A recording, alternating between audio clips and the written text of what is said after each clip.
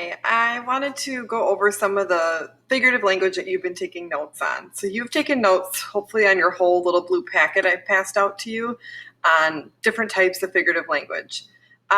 We are going to do an assignment today focusing in on similes and metaphors. So I wanted to talk about them since you've really only taken notes and we really haven't done a discussion yet. So a simile is when we compare two things. And there are things that usually you don't compare, that aren't things you just think go hand in hand. And you're using the word like or as to make that comparison. So I have some examples here. These first ones are examples of similes. So your hands are as cold as the Arctic. I thought that was fitting with our recent temperatures.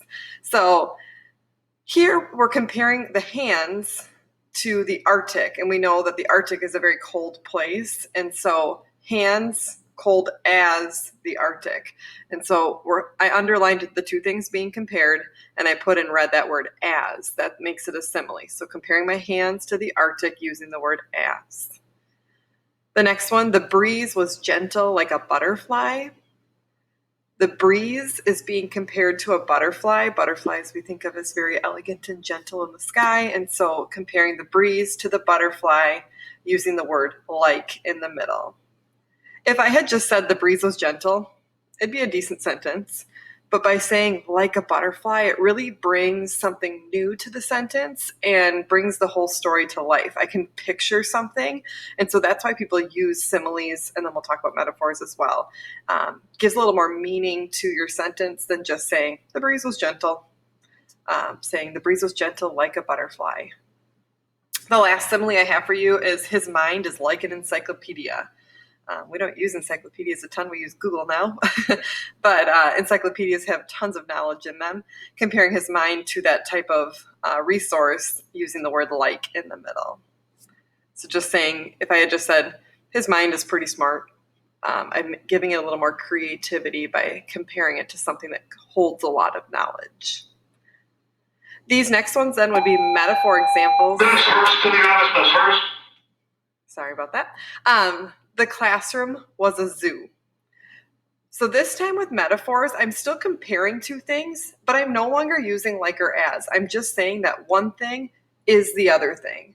So here I'm saying that a classroom was a zoo. So comparing the classroom to a zoo and using that direct word, that's what it was.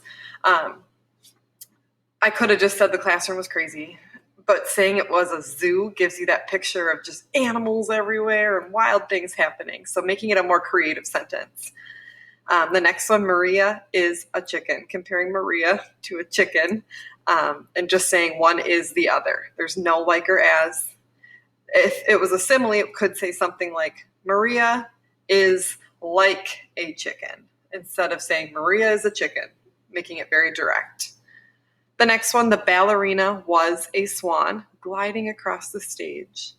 So comparing the ballerina to a swan, and that word they used was, making the ballerina that thing instead of comparing it with like or as.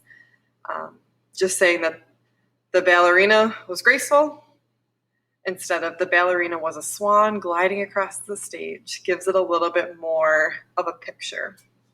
The last one, wishing we had sunshine on these days that have been rainy here. You are my sunshine. So comparing you to sunshine and just saying one is the other by saying are as my verb in the middle there. So I'm hoping you have a clearer picture. So similes compare, metaphors compare, but similes use like or as between those comparisons, where metaphors do not. They directly say one is the other thing. You're going to have a Google form with some questions to fill out. Please use your blue figurative language packet to help you. I'm going to have you identify some similes and metaphors and then create your own. You're also going to read a passage looking for either a simile or a metaphor.